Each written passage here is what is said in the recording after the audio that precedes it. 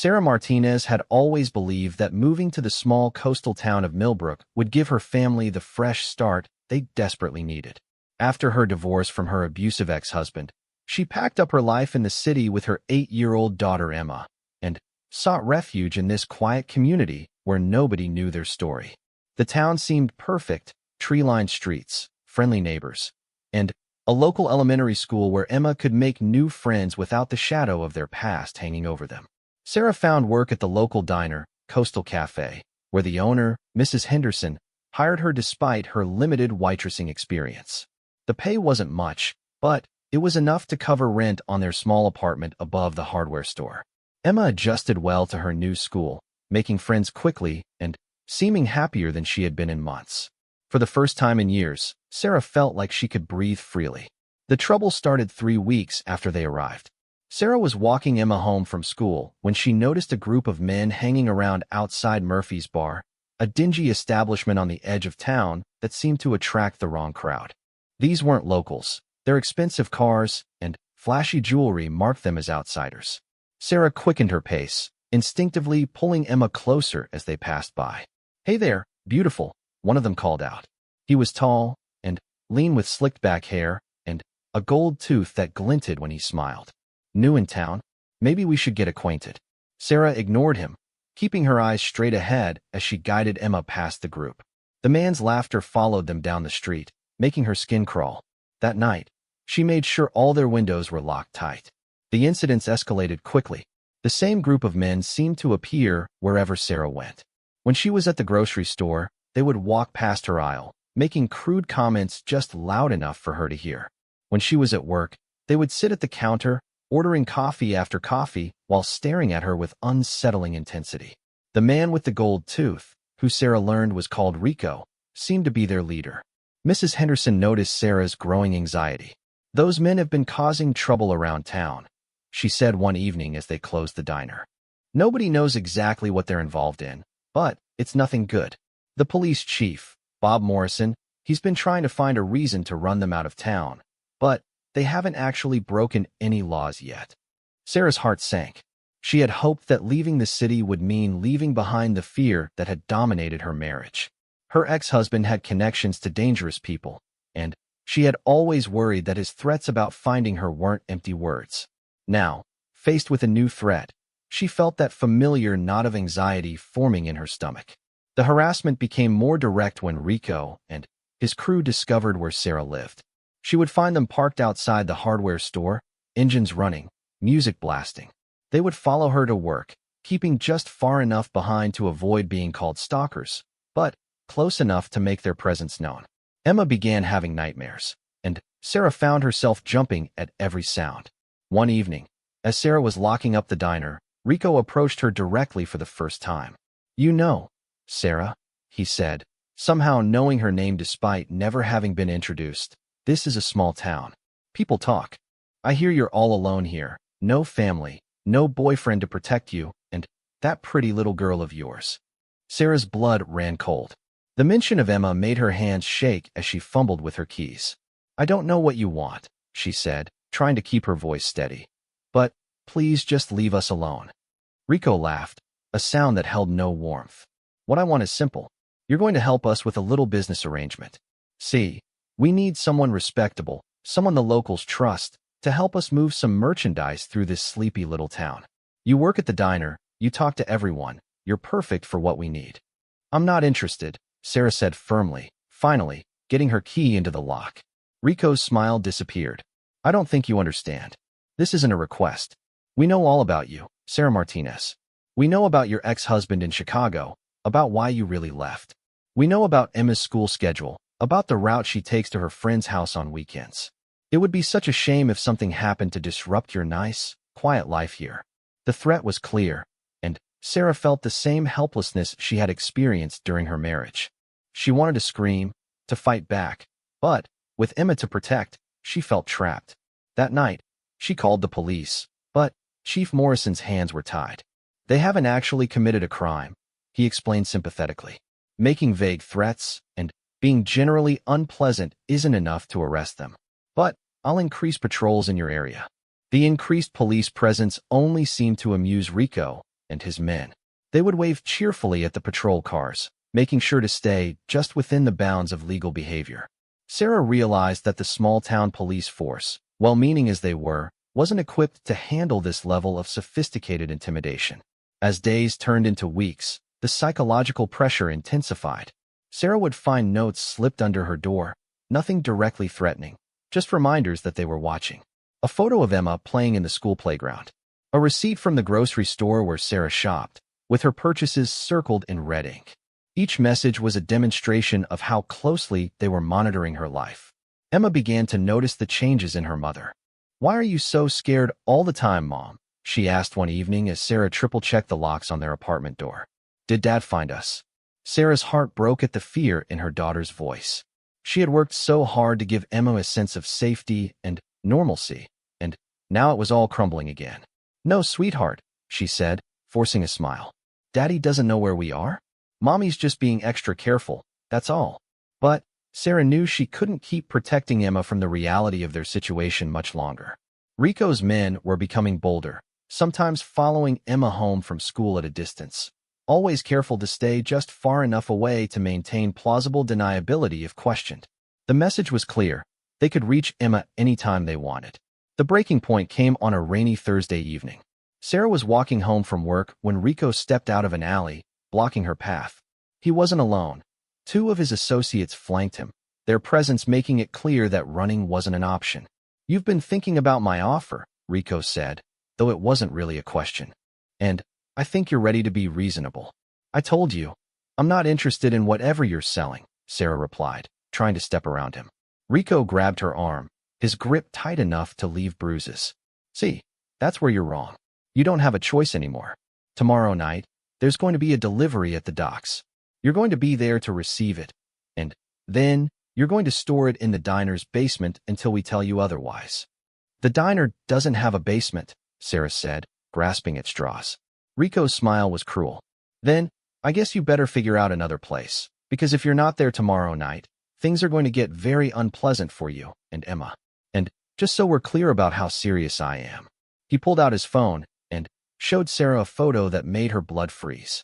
It was Emma, taken that very day, walking out of her school. But she wasn't alone. One of Rico's men was visible in the background, close enough to have reached her in seconds. "Beautiful little girl," Rico said, putting his phone away. "Be a shame if she had an accident. Kids are so careless around traffic, aren't they?" Sarah felt sick.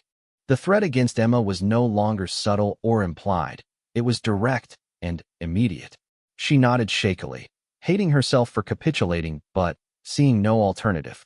"Good girl," Rico said, releasing her arm. "Dock 7, tomorrow night, 11 p.m. Don't even think about calling the cops, because we'll know if you do. And Sarah, this is just the beginning. Once you help us with this, you'll be helping us with a lot more. Welcome to the family business." As Rico and his men disappeared into the night, Sarah stood alone in the rain, feeling more trapped and desperate than she ever had during her marriage. At least her ex-husband's violence had been direct and personal. This was something else entirely, a cold, calculated campaign of intimidation that threatened not just her, but her innocent daughter. That night, Sarah sat in her darkened apartment, watching Emma sleep peacefully, unaware of the danger that surrounded them. Sarah's mind raced, trying to think of a way out. She could run again, but Rico had made it clear that he knew about her past, which meant he probably had resources to track them down anywhere they went. She could go to the FBI, but what proof did she have? A few threatening conversations, and some photographs weren't evidence of any federal crime. As the hours ticked by toward her forced appointment at the docks, Sarah felt a desperation she had never experienced before. She had escaped one nightmare only to find herself trapped in another, and this time, there seemed to be no way out. The small town that had promised safety and a fresh start was becoming another prison, and the walls were closing in fast. The next morning, Sarah went through the motions of her normal routine, making breakfast for Emma and walking her to school, all while feeling like she was living someone else's life. Every smile felt forced. Every casual conversation with neighbors felt like a lie. She was drowning in her own fear and had no idea how to save herself or her daughter from what was coming. By evening, as the time for her meeting at the docks approached, Sarah had resigned herself to her fate. She would meet Rico, she would help him with whatever illegal scheme he was running, and she would hope that cooperation would keep Emma safe. It wasn't much of a plan, but it was all she had. What Sarah didn't know was that her story was about to intersect with someone whose training, experience, and moral code would change everything. Miles away, a man who had spent years protecting others in the most dangerous places on Earth was about to enter her life, bringing with him skills and determination that Rico and his crew had never encountered before. The predators who had been circling Sarah and Emma like wolves were about to discover what happened when they threatened someone under the protection of a man who had made a career of fighting monsters in human form. Marcus Stone had been in Millbrook for exactly 12 hours when he witnessed the first sign that something was wrong in the quiet coastal town. He had come here for one reason: to attend the funeral of his old Navy buddy, Tom Wheeler, who had died in a fishing accident the week before. Tom had settled in Millbrook after leaving the SEALs, buying a small house near the harbor where he lived peacefully until his tragic death. Marcus hadn't planned on staying long. He would pay his respects, attend the service, and then head back to his security consulting business in Virginia. But as he walked through the town center that first evening, his trained eye picked up on details that most people would miss. The way certain groups of men carried themselves, the expensive cars that didn't belong in a working-class fishing village, the subtle signs of intimidation and fear in the faces of some locals. 20 years of military service, including 12 years with SEAL Team 6, had taught Marcus to read situations quickly and accurately. What he saw in Millbrook reminded him of places he had operated overseas, communities where organized criminals had moved in and established control through fear and violence. The difference was that this was happening in small-town America, where people weren't prepared for sophisticated criminal operations. Marcus was staying at the Millbrook Inn, a modest bed and breakfast run by an elderly couple named the Johnsons. Over breakfast the morning after his arrival, he casually asked about the town's recent changes. "Oh, things have been different lately," Mrs. Johnson said, her voice dropping to a whisper. "These new people have been coming around, causing trouble. The police try their best, but—" She trailed off, glancing nervously toward the window. "What kind of trouble?" Marcus asked, his tone casual but his attention fully focused. Mr. Johnson leaned forward conspiratorially. "They've been pressuring local businesses, if you know what I mean. Nothing you could prove in court, but people are scared. There's this one family, a young woman and her little girl who moved here a few weeks ago. Word is these men have been particularly interested in them."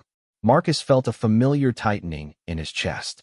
During his military career, he had seen what happened to innocent people when predators were allowed to operate unchecked. After retiring from the SEALs, he had started his security consulting firm partly because he couldn't stand the idea of sitting idle while others suffered. That afternoon, after Tom's funeral service, Marcus decided to extend his stay in Millbrook. He called his assistant to reschedule his meetings for the rest of the week, claiming he needed some time to process his friend's death. It wasn't entirely untrue. He was processing something, just not grief. Marcus began conducting what he privately called reconnaissance. He walked through the town, noting the locations where the suspicious men gathered, observing their routines and behaviors. He saw Rico and his crew at Murphy's Bar, watched them follow a nervous-looking young woman as she walked to work at the local diner. He saw how the townspeople averted their eyes when these men were around, how conversations stopped when they entered a room. By the third day, Marcus had identified Sarah Martinez as the primary target of the criminal group's attention. He observed her routine carefully, not to threaten her, but to understand the pattern of intimidation she was experiencing. He saw how she constantly looked over her shoulder, how she clutched her daughter's hand tightly when walking through town, how her entire body language screamed of someone living in fear. Marcus also identified the key players in Rico's organization. Besides Rico himself, there was Vincent "Vinny" Torres, a stocky man with tattoos covering his neck, who seemed to be Rico's enforcer. There was also Alessandro "Alex" Russo, younger than the others but with dead eyes that Marcus recognized from his time dealing with killers overseas. The fourth member was Carlos Mendoza, who drove the most expensive car and seemed to be the group's coordinator. On Thursday evening, Marcus was having dinner at a small restaurant across from the diner when he witnessed the confrontation between Rico and Sarah in the alley. Even from a distance, Marcus could see the fear in Sarah's posture, the aggressive stance of Rico and his men. When Rico grabbed Sarah's arm, Marcus felt his training kick in. Every instinct screamed at him to intervene immediately, but his military experience had taught him the importance of gathering intelligence before acting. After Rico and his men left, Marcus watched Sarah stand alone in the rain, her whole body shaking. The sight reminded him of civilians he had encountered in war zones, people trapped in impossible situations with no one to turn to for help. That night, Marcus made his decision. He wouldn't be leaving Millbrook until this situation was resolved. Marcus spent the rest of the night planning his approach. Direct confrontation would be satisfying, but potentially dangerous for Sarah and her daughter if Rico's group had backup or connections to larger criminal organizations. Instead, Marcus decided to use the skills he had learned in special operations, gather intelligence, identify weaknesses, and strike at the right moment with overwhelming force. The next morning, Marcus began his own form of psychological warfare. He started showing up wherever Rico's crew gathered, always appearing casual and uninterested, but making his presence known. When they were at Murphy's bar, Marcus would take a table nearby, nursing a beer while reading a newspaper. When they were harassing Sarah at the diner, Marcus would happen to be walking by, making eye contact with Rico just long enough to be noticed. Rico's crew quickly became aware of Marcus, though they initially dismissed him as just another tourist or perhaps a relative of someone in town for Tom Wheeler's funeral. Marcus cultivated this impression, dressing in civilian clothes and maintaining the appearance of someone with no particular purpose or agenda. But Rico was more observant than his men.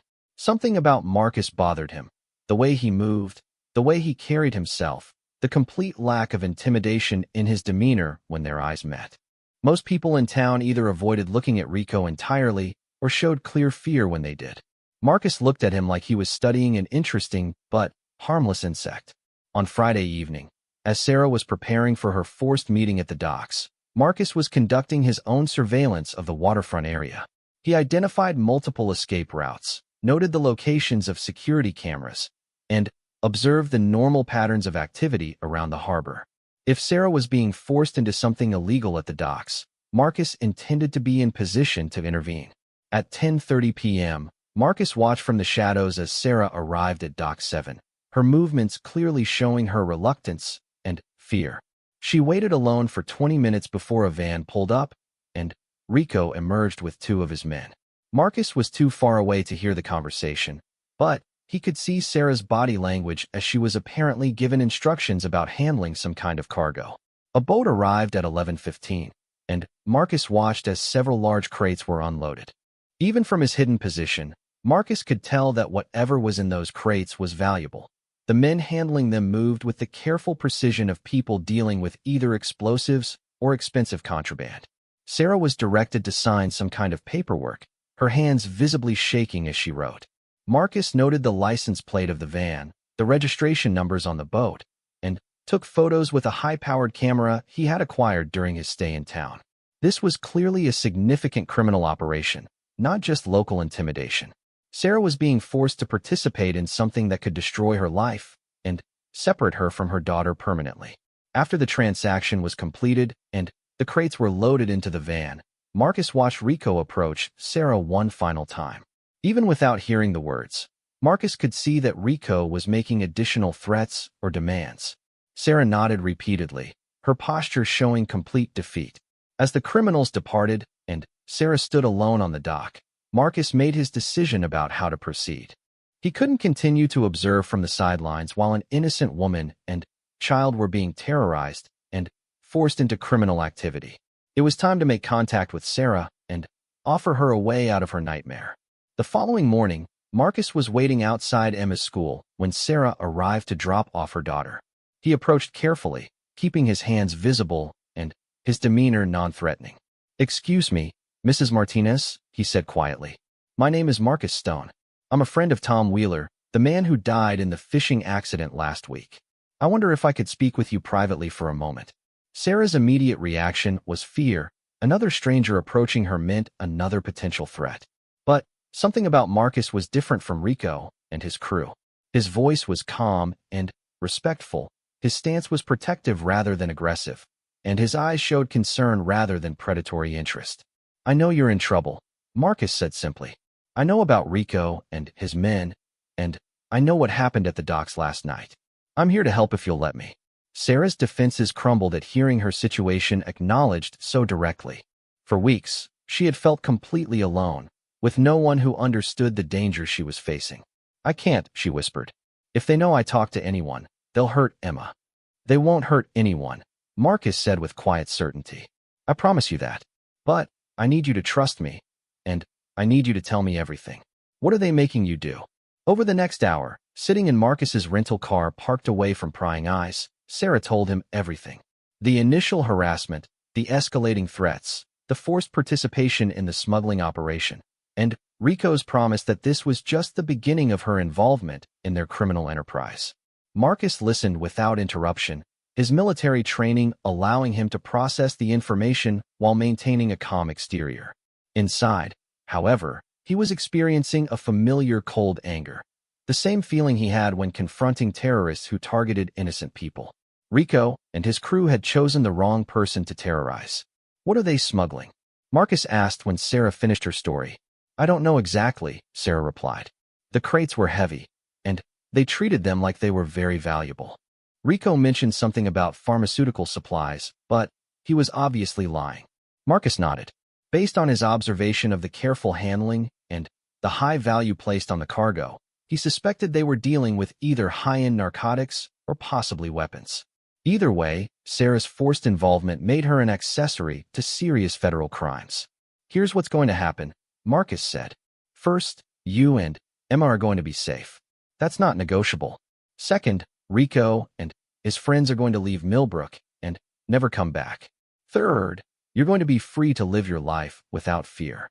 Sarah looked at Marcus with a mixture of hope and disbelief. "Who are you? What can you possibly do against men like that?" Marcus smiled, and for the first time since they started talking, Sarah caught a glimpse of something dangerous beneath his calm exterior. "I'm someone who spent 20 years dealing with people much worse than Rico. And, Mrs. Martinez, these men have made a very serious mistake. They've threatened a child, and they've forced an innocent person to participate in their crimes. In my experience, people like that always overestimate their own power and underestimate the consequences of their actions." That afternoon, Marcus began putting his plan into motion. First, he contacted several of his former SEAL teammates who now worked in federal law enforcement. Within hours, he had confirmation that Rico's crew was part of a larger investigation into drug trafficking along the eastern seaboard. The DEA and FBI had been looking for a way to penetrate their organization for months. Second, Marcus reached out to his network of military contractors and security professionals. By evening, he had arranged for discreet protective surveillance for Emma's school and Sarah's workplace. His people would be invisible to casual observation, but ready to respond instantly if Rico's crew made any threatening moves towards Sarah or her daughter. Finally, Marcus began his own counter-intimidation campaign. While Sarah went through her normal routine, trying to appear as if nothing had changed, Marcus started sending his own messages to Rico and his men. He would appear wherever they went, always polite, always seemingly coincidental, but always present. When they went to Murphy's bar, Marcus would be there reading a book. When they drove through town, Marcus would be walking on the sidewalk they passed. By Saturday evening, Rico was beginning to understand that Marcus wasn't just a random tourist who happened to be in the wrong place at the wrong time. When their eyes met across the diner where Sarah was working, Rico saw something that made him deeply uncomfortable: the steady, measuring gaze of a predator who was bigger and more dangerous than he was. That night, Rico decided to send a message of his own. If this stranger thought he could interfere with their operation, it was time to show him what happened to people who got in their way. Rico had no idea that in making this decision, he was about to discover the difference between terrorizing helpless civilians and confronting someone who had made a career of hunting the world's most dangerous people. Rico Hernandez had built his reputation on fear and careful calculation. In the 5 years since he had started working for the Moretti crime family, he had successfully established smuggling operations in 3 different coastal towns, each time using the same methodology: identify vulnerable targets, apply pressure gradually, and create a network of unwilling accomplices who were too scared to resist or report his activities to law enforcement. The system had worked perfectly until Marcus Stone arrived in Millbrook. By Sunday morning, Rico was frustrated and increasingly concerned about the stranger who seemed to appear everywhere his crew went. His instincts, honed by years of criminal activity, told him that Marcus represented a threat unlike anything he had encountered before. When Rico had grabbed Sarah's arm in the alley, he had seen Marcus watching from across the street. When they had conducted the smuggling operation at the docks, Rico was certain he had spotted someone observing from the shadows, though his men had dismissed his concerns. "Boss, you're being paranoid," Vincent Torres said as they sat in their rented house on the outskirts of town. "The guy's probably just some tourist who knew the dead fisherman. He'll be gone in a day or two." Rico wasn't convinced. There was something about Marcus's bearing, the way he moved, that reminded Rico of his uncle Carlos, who had served in the military before joining the family business. Carlos had always said that you could spot a soldier by how they carried themselves, how they observed their surroundings, how they positioned their bodies even in casual situations. "I want to know everything about this guy," Rico told Alex Russo, the youngest member of his crew, but also the most tech-savvy. "Find out where he's staying, what he's driving, why he's really here." Alex spent Sunday afternoon conducting his own form of investigation, using the skills he had learned from years of identity theft and cybercrime before joining Rico's operation. By evening, he had disturbing news for his boss. "His name is Marcus Stone," Alex reported. "He's staying at the Millbrook Inn, driving a rental car from the airport. But, boss, here's the thing. The guy's background is mostly classified. I found some references to military service, and I think he was Navy, but everything detailed is blocked. That doesn't happen for regular soldiers." Rico felt a chill run down his spine. In his years working for organized crime, he had encountered corrupt cops, federal agents on the payroll, and various forms of law enforcement interference. But he had never had to deal with military special operations personnel, and he had heard enough stories from other criminals to know that such encounters rarely ended well for people in his line of work. "Maybe he's not a threat," Carlos Mendoza suggested. "Maybe he's just some retired military guy who doesn't want trouble. If we leave him alone, he'll probably leave us alone." Rico shook his head. "No, something's not right. The way he looks at us, it's like he's studying us. And did you notice how Sarah Martinez has been acting differently since he showed up? Less scared, more confident. I think they've talked." The conversation was interrupted by Alex's phone buzzing with an alert from the surveillance cameras they had installed around town to monitor their operation. "Boss, you need to see this," Alex said, pulling up the feed on his laptop. The video showed Marcus walking casually through the downtown area, but something about his route struck Rico as significant. Marcus wasn't wandering aimlessly like a tourist. He was systematically visiting every location where Rico's crew conducted business. He stopped at Murphy's Bar, walked past their rental house, and even drove by the warehouse where they stored their smuggled goods. "He's conducting reconnaissance," Rico realized. "This isn't some random guy. He's gathering intelligence on our operation." That evening, Rico made the decision that would ultimately prove to be the biggest mistake of his criminal career. Instead of cutting his losses and leaving Millbrook immediately, he decided to eliminate what he perceived as a threat to his operation. In his experience, problems were solved through intimidation and violence, and he saw no reason why this situation should be any different. "We're going to send Mr. Stone a message," Rico announced to his crew. "Something clear enough that even a tough guy will understand it's time to leave town." The plan Rico developed was simple and brutal. They would wait until Marcus was alone and isolated, then deliver a beating severe enough to require hospitalization. The message would be clear: stop interfering with their business or face escalating consequences. Rico had used this approach successfully in other towns, and he was confident it would work in Millbrook. What Rico didn't understand was that Marcus had been anticipating exactly this type of response. 20 years of military service, including operations in Afghanistan, Iraq, Syria, and other hostile environments, had taught Marcus to think several steps ahead of his adversaries. While Rico was planning an ambush, Marcus was preparing for a war. Marcus had spent Sunday conducting his own intelligence gathering, but his methods were far more sophisticated than Rico realized. Using contacts from his security consulting business, Marcus had accessed law enforcement databases and identified Rico's crew as subjects of ongoing federal investigations. He learned about their connections to the Moretti family, their previous operations in other coastal towns, and the pattern of intimidation and forced recruitment they employed. More importantly, Marcus had used his military network to arrange for backup that Rico couldn't possibly anticipate. 3 of his former SEAL teammates were already en route to Millbrook, traveling separately and maintaining low profiles. If Rico wanted to escalate the situation to violence, Marcus was prepared to meet that escalation with overwhelming force. On Monday evening, Rico's crew set their trap. They had observed that Marcus typically took a walk along the harbor after dinner, often stopping at the memorial bench where his friend Tom Wheeler used to sit. The area was isolated after dark, with plenty of shadows and multiple escape routes once they had delivered their message. Vincent and Alex positioned themselves at either end of the walkway, ready to block any attempt at escape. Carlos waited in the van with the engine running. Rico himself would handle the actual confrontation, confident that his experience in street violence would be more than sufficient to handle one man, regardless of his military background. Marcus arrived at the memorial bench right on schedule, apparently unaware of the trap that had been set for him. He sat quietly for several minutes, seemingly lost in thought about his deceased friend.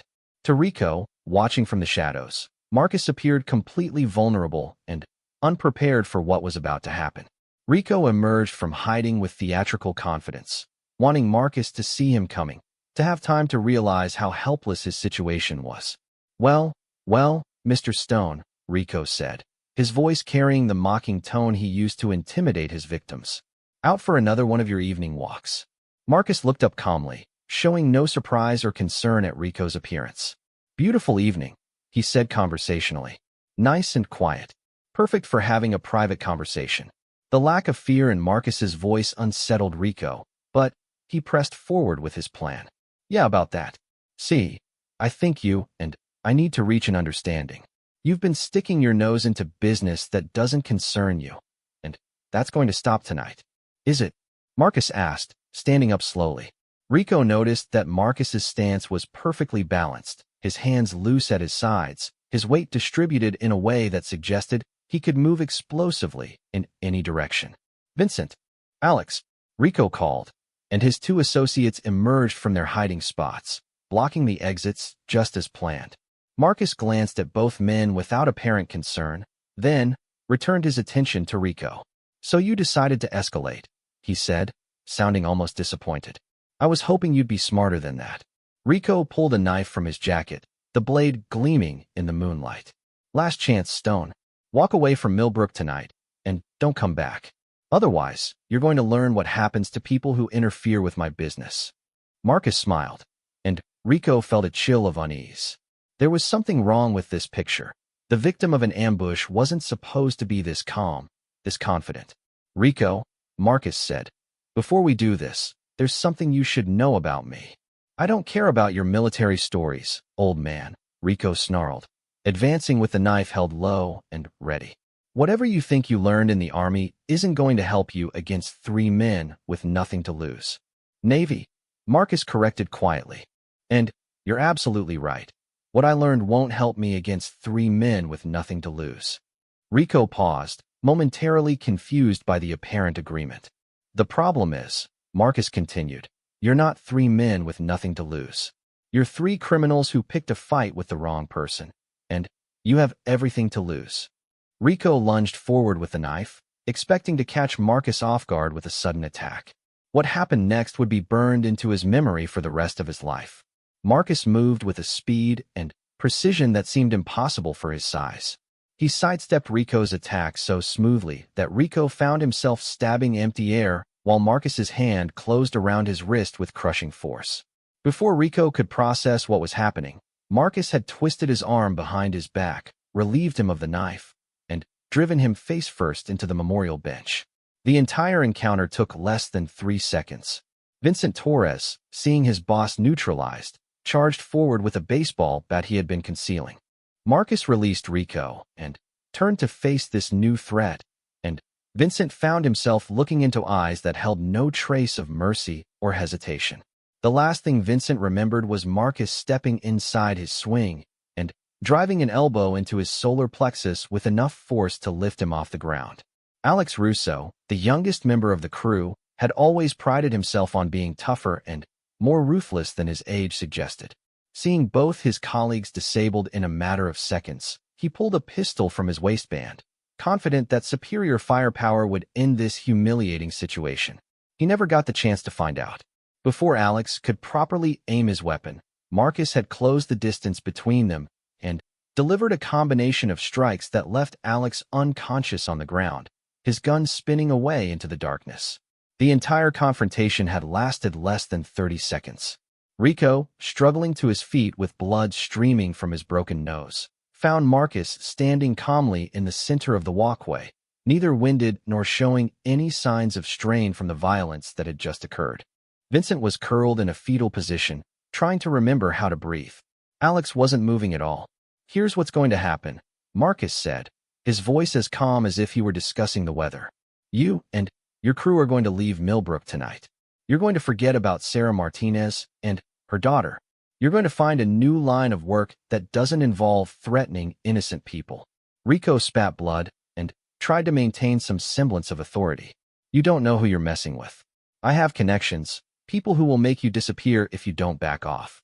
Marcus pulled out his phone and showed Rico a series of photographs that made the criminal's blood run cold. They were surveillance photos of the smuggling operation at the docks, clear images of Rico and his crew handling the contraband crates, pictures that could put them all in federal prison for the next 20 years. "Your connections work both ways," Marcus said. "I've already shared these with some friends of mine who work for the DEA and FBI. They're very interested in meeting you and discussing your pharmaceutical supply business. The only reason you're not in handcuffs right now is because I convinced them to let me handle this situation personally." Rico felt his world collapsing around him.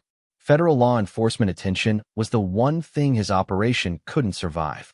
The Moretti family would abandon him rather than risk exposure, and without their protection, he would be completely vulnerable to prosecution. "What do you want?" Rico asked, his voice barely above a whisper. "I told you what I want. You leave town tonight, you never come back, and Sarah Martinez lives her life in peace. In return, I'll convince my federal friends that you're not worth the paperwork of a prosecution. You get to disappear instead of spending the next 2 decades in a maximum security prison." Rico looked around at his disabled crew members, at the evidence of his criminal operation displayed on Marcus's phone, at the complete destruction of everything he had worked to build in Millbrook. He had started the evening confident that he was eliminating a minor threat to his business. Instead, he had discovered that he had stumbled into a confrontation with someone who operated on an entirely different level. "How do I know you'll keep your word about the federal agents?" Rico asked. Marcus's smile was cold and professional. "Because unlike you, Rico, when I make a promise, I keep it. But here's the thing. This is a one-time offer that expires in about 5 minutes. After that, I let my federal friends handle this situation their way, and you get to find out what prison food tastes like." Rico realized he had no choice. Marcus held all the cards, and the alternative to accepting his offer was complete destruction. "Fine," he said. "We'll leave tonight." "Smart choice," Marcus said. "Oh, and Rico, if I ever hear that you or any of your associates have approached Sarah Martinez or her daughter again, our next conversation won't be nearly as pleasant as this one." As Rico helped his groaning crew members to their feet, he wondered how a simple intimidation job had turned into the worst night of his criminal career. He had no way of knowing that in trying to threaten Marcus Stone, he had unknowingly declared war on someone who had spent 2 decades of his life perfecting the art of defeating people much more dangerous than small-town criminals. The war was over before it had truly begun, and Rico was finally beginning to understand that some battles should never be started. The black van carrying Rico and his crew disappeared into the night, leaving Millbrook as quietly as they had arrived weeks earlier. Marcus stood alone on the harbor walkway, the adrenaline from the confrontation already fading as his body returned to its normal state. 20 years of military training had taught him to compartmentalize violence, to shift seamlessly from combat mode back to civilian calm. Marcus pulled out his phone and sent a brief text message to his contact at the DEA, "Package delivered." Subjects have left the area voluntarily. We'll provide full debrief tomorrow. Within minutes, he received a reply confirming that federal surveillance teams had observed Rico's crew leaving town and would monitor their movements to ensure they didn't attempt to return. The next morning, Marcus found Sarah at the diner, serving breakfast to the early shift of fishermen and dock workers. She looked different, still cautious, but without the constant fear that had marked her movements for weeks. When she saw Marcus enter, her face lit up with a mixture of relief and curiosity. "Mr. Stone," she said quietly as she poured his coffee, "is it really over? Are they really gone?" Marcus nodded. "Rico and his crew left town last night. They won't be coming back. You and Emma are safe." Sarah's eyes filled with tears, and for a moment she couldn't speak. When she finally found her voice, it was barely a whisper. "How can you be so certain? Men like that don't just give up and walk away." "Sometimes they do," Marcus said calmly, "when they realize they're in over their heads. Rico discovered last night that terrorizing innocent people and dealing with actual consequences are two very different things." Mrs. Henderson, the diner's owner, had been listening to the conversation from behind the counter. "Whatever you did, Mr. Stone, the whole town owes you a debt of gratitude. Those men had everyone scared, not just Sarah." Over the following days, Marcus remained in Millbrook to ensure that Rico's departure was permanent and that no other criminal elements attempted to fill the vacuum left by their exit. He worked quietly with Chief Morrison and the local police to establish protocols for identifying and reporting similar threats in the future. Marcus also spent time getting to know Sarah and Emma better, helping them transition from a life of constant fear back to normal daily routines. Emma, who had been having nightmares and showing signs of stress, gradually returned to her cheerful, outgoing personality as she realized the danger had truly passed. "I don't understand," Sarah said one evening as they watched Emma play on the beach with some local children. "Why did you help us? You didn't even know us. And you could have just ignored the situation." Marcus was quiet for a long moment, watching the sunset paint the harbor in shades of gold and crimson. "During my military service," he finally said, "I met a lot of people who were trapped in situations they couldn't control, threatened by forces they couldn't fight. Sometimes we were able to help them, sometimes we weren't. When I saw what was happening to you and Emma, I couldn't just walk away." "But you were taking such a risk," Sarah pressed. "Those men could have hurt you, or worse." Marcus smiled. "Sarah, I've faced Taliban fighters in Afghanistan, drug cartel assassins in Colombia, and terrorists in Syria. Rico and his crew were dangerous to civilians, but they were amateurs compared to the enemies I've dealt with professionally. The risk to me was minimal." "Still," Sarah said, "you didn't have to get involved. Most people would have looked the other way." "Maybe," Marcus acknowledged. "But I've learned that the world is full of predators who count on good people looking the other way. Sometimes you have to draw a line and say not here, not on my watch." As the week progressed, Marcus learned more about Sarah's background and the circumstances that had brought her to Millbrook. Her ex-husband had been involved with organized crime in Chicago, and his threats to track her down had been part of an ongoing pattern of abuse and control. Sarah had chosen Millbrook specifically because it seemed like the kind of place where she and Emma could disappear into peaceful anonymity. "I thought a small town would be safer," Sarah confided. "I never imagined that we'd run into the same kind of people here." "The good news," Marcus told her, "is that what happened with Rico was just bad luck, wrong place, wrong time. It wasn't connected to your ex-husband or your past. These were different criminals with different motives."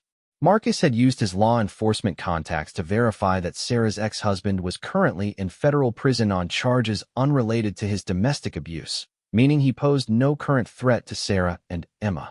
This information provided Sarah with a sense of closure she hadn't experienced since leaving Chicago. By the end of his extended stay in Millbrook, Marcus had accomplished more than just neutralizing the immediate threat posed by Rico's crew. He had helped establish a stronger relationship between the local police and federal law enforcement agencies, ensuring that future criminal incursions would be identified and addressed more quickly. He had also connected Sarah with resources for domestic abuse survivors, helping her access counseling services and legal assistance. On his final evening in town, Marcus received an unexpected visit from three men whose appearance immediately triggered his defensive instincts.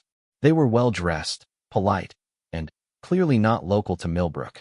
Marcus recognized the type immediately: organized crime representatives, probably sent to assess the situation following Rico's sudden departure. "Mr. Stone," the apparent leader said respectfully, "my name is Anthony Castellano. I represent certain business interests that were affected by recent events in this town. I wonder if we might have a brief conversation." Marcus invited them into his room at the inn, maintaining a calm exterior while mentally preparing for violence if the situation required it. Castellano's companions positioned themselves near the door and window, professional but not immediately threatening. "Rico Hernandez worked for my organization," Castellano explained.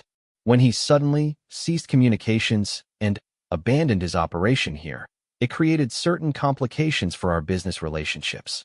We've conducted our own investigation and learned that you were instrumental in resolving the situation." "Rico was harassing innocent people," Marcus said simply. "I convinced him that continuing to do so would be detrimental to his health." Castellano smiled thinly. "Indeed, our investigation suggests that Rico exceeded his authority and engaged in activities that were never approved by our organization. Threatening civilians, especially women and children, is not how we conduct business." Marcus studied the man carefully, reading the subtle signals of someone who was trying to convey information without stating it directly. "I see. So Rico was operating independently when he targeted Mrs. Martinez and her daughter." "Exactly," Castellano confirmed. "Rico's actions reflected his personal failings, not organizational policy. We want to assure you that our business interests have permanently withdrawn from this area. Mrs. Martinez and her daughter will face no further interference from anyone associated with our organization." "That's good to hear," Marcus said. "I trust you understand that any future problems would be viewed as a continuation of the original situation." "Completely understood," Castellano replied. "There is one other matter. Rico's operation here involved certain federal interests that remain unresolved. We understand you have connections to relevant law enforcement agencies." Marcus nodded. "I do. We would appreciate your assistance in ensuring that our withdrawal from this area is viewed favorably by those agencies. In return, we can provide information about Rico's suppliers and distribution networks that might be useful for their ongoing investigations."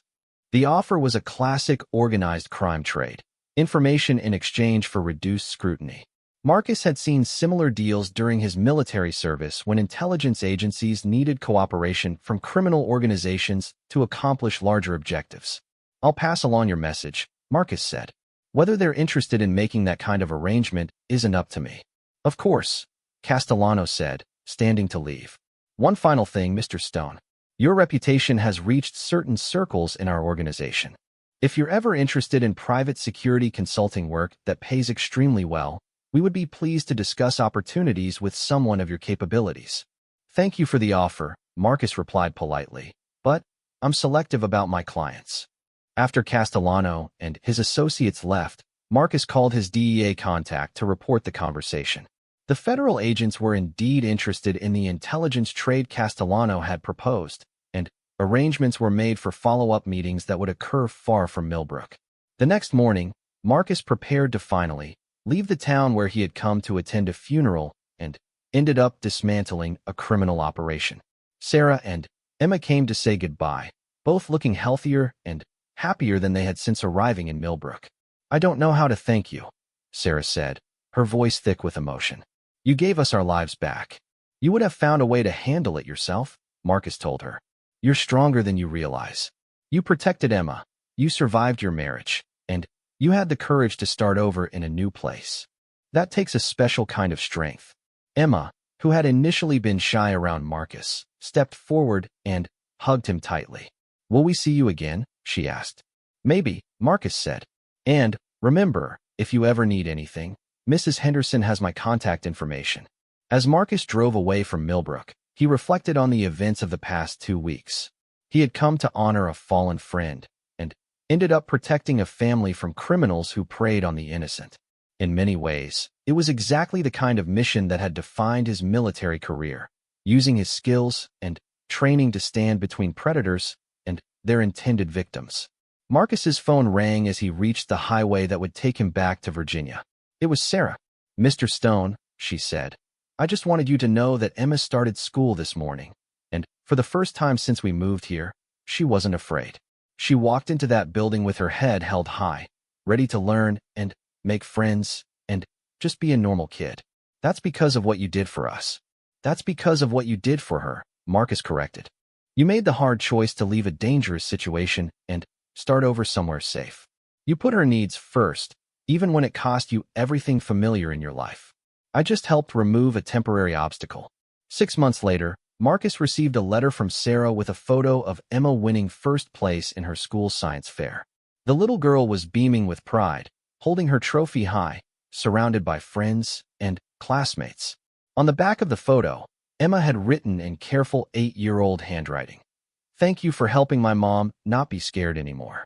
Marcus kept the photo on his desk at his security consulting firm, a reminder that sometimes the most important battles weren't fought in foreign countries against organized military forces, but in small towns against criminals who thought they could terrorize innocent people without consequences.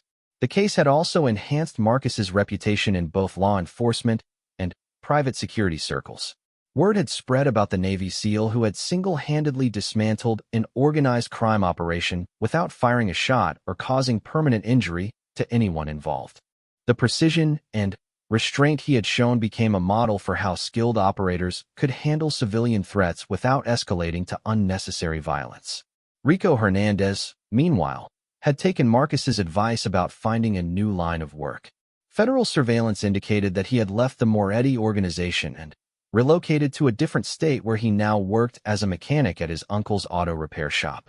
The experience in Millbrook had apparently convinced him that a legitimate career was preferable to the constant danger of criminal life. The Moretti organization, true to Castellano's word, had provided valuable intelligence to federal agencies about drug trafficking networks along the eastern seaboard. Several major arrests had resulted from the information they shared, significantly disrupting criminal operations throughout the region. Chief Morrison had used the incident as justification for expanding his department's training and establishing stronger connections with federal law enforcement agencies. Millbrook's police force was now better prepared to identify and respond to organized criminal activity. Mrs.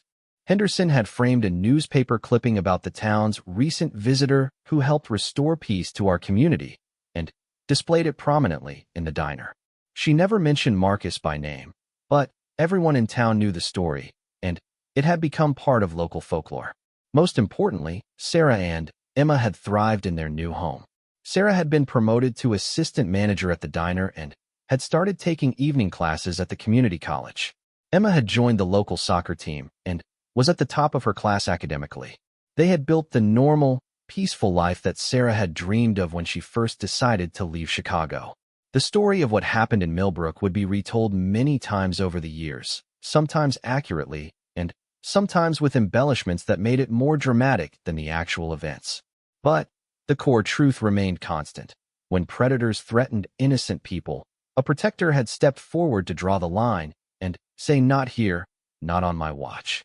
For Marcus Stone, it was just another example of what happened when people with skills and training chose to use them in service of others rather than for personal gain.